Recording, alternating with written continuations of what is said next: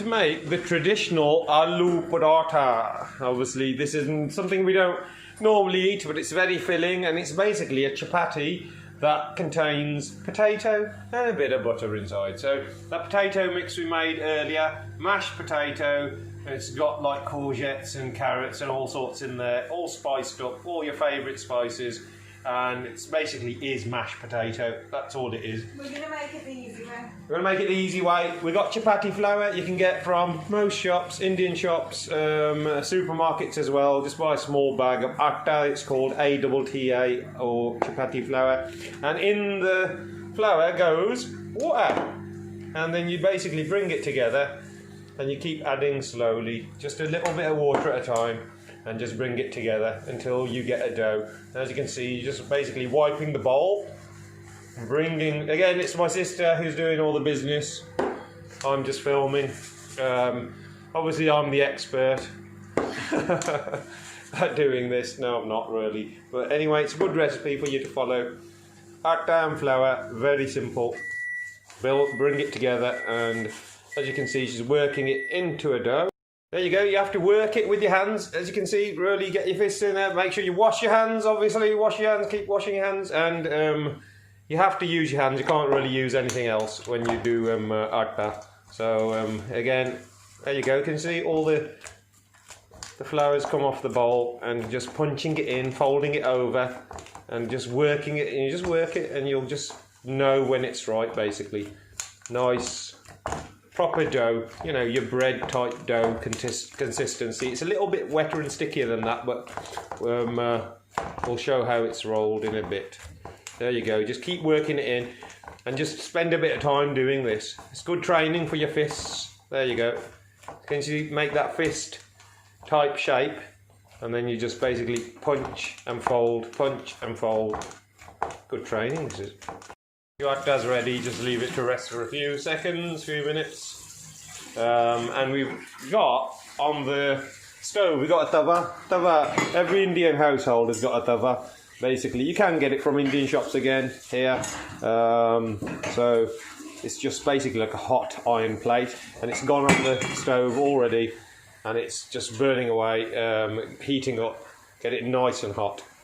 Interesting bit now, as you can see, take a little bit, hand size, palm size of the dough, and just roll it into a ball. Take a bit off, nice, you know, golf ball size, maybe a little bit bigger. And then we just dip it into some more chapati flour there, and just coat it with the flour, so when we roll it out, it doesn't stick. And then you do this movement, can you see that? Look at that. So you're basically shaping it into a chapati before you roll it, and there you go, nice and round. And then you use a rolling pin, and just work it around, and as you roll, you sort of turn it around, it just turns. And you see as it's turning and rolling, and hopefully a nice shape. But we're gonna actually put something in here now to turn it into a paratha. So that is your chapati, that is. So the paratha is basically, we're gonna make it with easy something added. Like so actually we're gonna do this a different way. So what we're gonna do is have two chapatis and have a filling between them to make the paratha. That is another way of doing it. So you can actually fill this and then fold the ends over, then roll it again so the filling's inside. So we might try it both ways actually, shall we? So as you can see, a little bit of the filling goes in there, and we use some butter. Why is butter important? Sticking it. Oh, okay, there you go. The butter's there to make it all stick. So it's a bit like at the moment, it's like, remember we made the samosas, we made the pastry and a filling. There you go, there's a pastry and a filling, but this is a little bit different. This is a different, obviously that's a different flour and different potato. And what we're going to do now is going to roll it again. So basically the mashed potato will start to mix into the flour. You have to put something on it because it'll be very sticky. Yeah, I guess it's very sticky because of the filling. So more chapati flour over it, and then just roll it again. And paratha are meant to be square, so don't worry if it's not round. Your traditional paratha is quite a square paratha. So as you can see, there you go. So this is stuffed with that mashed potato with all the other, and it starts cooking. So basically, just let it cook, and you'll sort of know when it cooks. It will just. You can use your fingers on this, but it's better to use a slice. Over. It's broken a little bit, but don't worry about it. We'll show you the other method, and that method is basically using 2 chapatis and then putting the filling inside. So that will be cooked both sides. It will be flipped once more. That's not quite cooked on that side, but you just flip it regularly just to make sure it doesn't burn. And again, you can use your hands if you're skilled enough, but to be safe, just use a slice that goes underneath there, and there you go. It's a little bit messy, but we ain't serving it to anybody, we're eating it ourselves. So. Okay, and we're flipping it over. We just use a knob of butter and put a bit of butter on both sides, and then flip it over. So it's coating both sides with a bit of butter as well. And you can use this to just pat it down if you want to as well, to make it cook.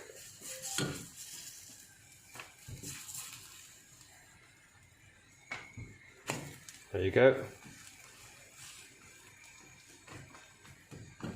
In the meantime, what we'll do is we'll show you the other method. So 2 chapatis, very similar size, nice and round. If they're not round, don't worry about it. You just get them similar size. How are we doing on this one? Nearly done. Just make sure it's cooked through, you know, a few minutes. Obviously you'll know if it's burned. You get those burnt bits, that's not a problem.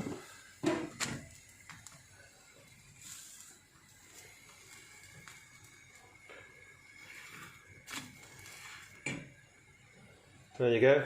Clean that a bit. That one's ready there, and we'll just pile them up in there. So we'll just show you the other method again. A couple of golf ball size, palm sized balls that you roll, start to shape into a flat roti shape, and then use the rolling pin to make 2 equal size chapatis, and then fill. Well, not too much, but just put enough in so there's enough of a filling. And just leave the edges because we're going to seal that with the other chapati that will go on top. Again, they come apart. It's not meant to stick. It's not like a pie or anything. They do actually fall apart when you eat them. That's just the way paratha are. So as you can see, putting the butter all around the edges, and then get the second chapati and just goes on top. And you basically stick it down, and it's a little bit of a mound, but what we're going to do is just going to use the rolling pin a little bit to stick it and just flatten it a bit. Just take those air bubbles out, and there you go. So that's the other way of doing a paratha. So it's more of a stuffed one where you've got 2 chapatis, a bit more filling, so you could probably eat one of them, or eat 2 of them and 1 of them. That's probably the same sort of calorie intake. So this was a bit more filling because it's got 2 chapatis, and again that remains nice and round, so it's not as hard. But that is a traditional way of doing it, rolling the filling with the actual flour. It's just a bit harder to do. What else you could use instead of a tawa? Could you do it in a frying pan? Yeah. You could do it in a frying pan. It's just this is a hot iron plate. It just seems to be a different thickness maybe than a normal frying pan. It's used in every Indian household up and down the country, and abroad, obviously around the world. And so just get yourself one. It's really, I don't think it costs that much. You can get them from most shops, I would say, Indian shops, and maybe supermarkets now, maybe not, I don't know.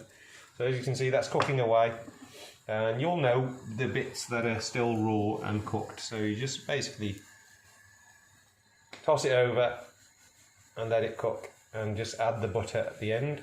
It will take a little bit longer to cook. As you can see, it's double the thickness. So there's 2 chapatis there, encasing the filling.